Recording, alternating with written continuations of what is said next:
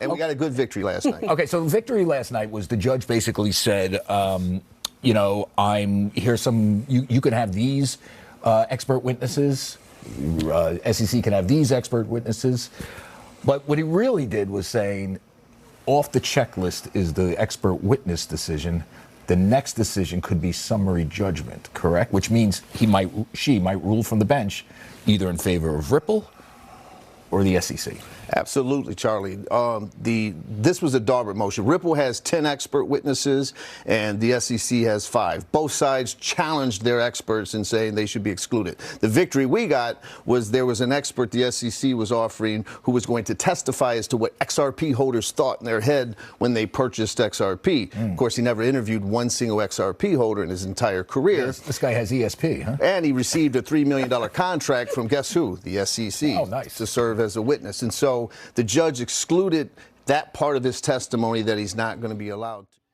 Hey everybody, it's Eddie from Tokyo. This is your cryptocurrency update from Japan, and we are going straight to the most important bit of information that has occurred in the SEC versus Ripple case. That intro was attorney John Deedon. He was on Fox Business News with Gasparino. He updated the world that Judge Torres has said no to the SEC for their so-called expert witness. Stu Alderati said of yesterday's opinion from the court that having this struck from the record is in great contrast to what Ripple submitted. Their experts explain that XRP is not a security because of the tax treatment, because of the accounting treatment, and because of the currency treatment, all of which were allowed to stay. At the end of that tweet thread, he goes on to say that we, and I'm sure he means the legal team and Ripple, have said throughout that they've always felt confident about the case and each ruling, and now even more so. Let's hear one more portion of that interview.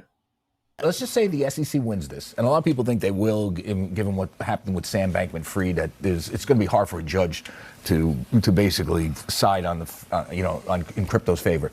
Does it have a ripple effect through the industry in the sense that how does that make Coinbase? That means Coinbase. That means Binance, all brokered unregistered securities. Aren't they kind of on the hook? Well, it's going to be a huge precedential value if the SEC wins, because when you look at XRP, it was created in 2012. It was the third largest cryptocurrency in the world when the SEC sued Ripple. It was traded, Charlie, Cheryl, for 7.5 years in the United States and around the world openly and fairly without any interaction from the SEC. And then the SEC comes in 7.5 years later, right, after it was declared convertible virtual currency by the FinCEN, right, and declared by FSOC as virtual currency, by the Government Accountability Office as a virtual currency utilizing a decentralized platform. After all of that, the SEC comes in after all those years. Okay, they still have a strong hand.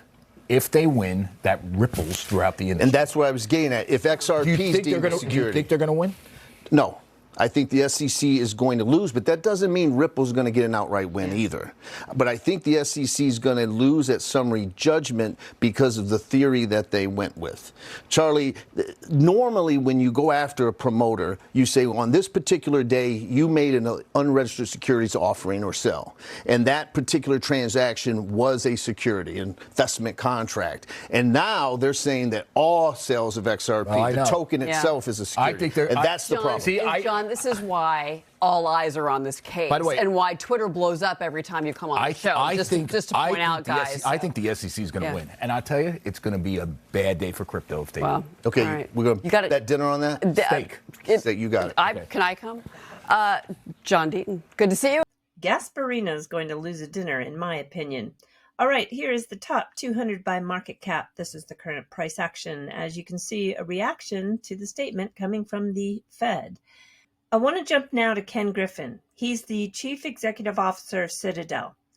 What he said in about 6 hours ago is really trying to do what they call pricing in the rate hike. This is very important. He's trying to set up the traditional markets to expect a rate hike of 50 basis points. Now, why do we pay attention? because crypto is correlated to the traditional markets. We don't want to see a reaction, if it does indeed happen, that is overreacting and all the prices dump on an extreme level. So this is what he's doing, and I want you to listen. So he created space today to move by 50 basis points on the next hike. You know, they'd come into this year pretty clearly telegraphing that 25 basis points was going to be the per meeting rate hike for the early part of the year, and then in some sense, taking the foot off the brake and seeing where the economy lands. And in fairness to the Fed, the interest rate tool as a means of controlling inflation it's like having surgery with a dull knife. It is a really difficult tool to get the job done with, because you hit the housing sector, you hit the manufacturing sector, you hit parts of the economy that have a very high sensitivity to interest rates, and you tend to leave the rest of the economy relatively untouched.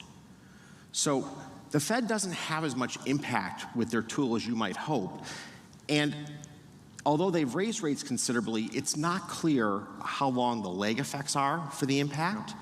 And once the impact starts to play out, how damaging that impact is. So they're in uncharted territory. It's a difficult place to be. If I could tell one thing to the chairman, I would tell him to say less. I would just write a message. We're going to put the inflation genie back in the bottle. We're going to do what it takes to make that happen, and we're going to raise rates consistently until we see very clear evidence that we've put this behind us. Because every time they take the foot off the brake, or the market perceives they're taking the foot off the brake, and the job's not done, they make their work even harder. Set your timers. Live in 32 hours, you're going to be able to hear a Financial Services Committee hearing on whether the attack on the digital asset ecosystem was coincidence or coordinated. Well, I tell you, this is one I really want to watch. And now to a little bit of a lighter topic. The XP market, they received a Wave 3 Ripple X developer grant about 8-9 months ago. And the co-founder, Dr. Artur Kirjakulov, possibly I got close to that one, gave me a tour last night of their system and tools that provide resources designed to navigate the XRP ledger more simpler. And boy, was I surprised to learn how many NFTs now are on the ledger. What do you think? 236,000 some? 576,000 some? Or 829,000 some?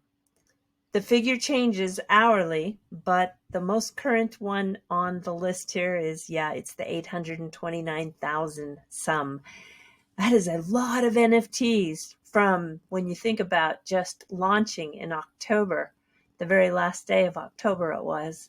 I was surprised. The XP market is very cool, and I'm going to feature this in another video in the near future. I'm quite impressed with what they've built. All right, everybody, we're jumping to the fluff. Yet today was the first time in 3 years the procession of the horse-drawn carriage carrying newly appointed foreign ambassadors to Japan came back to the streets of Tokyo, departing from the Imperial Palace at 10 a.m. to pick up the VIP at Tokyo Station. Today, it was the new Fiji ambassador. The Imperial Palace is the site of the Edo Castle, where the emperor resides today. It's just about a 5-minute walk. Anybody can book a tour online, and it even takes you to the East Gardens, which are so beautiful. The tour is free. You'll enter in one of the 5 gates that access the grounds, which still today are surrounded by a moat. I'll let the video take you out that shows a little of the pomp and circumstance. All right, everybody, do take care. Sayonara for now. Bye-bye.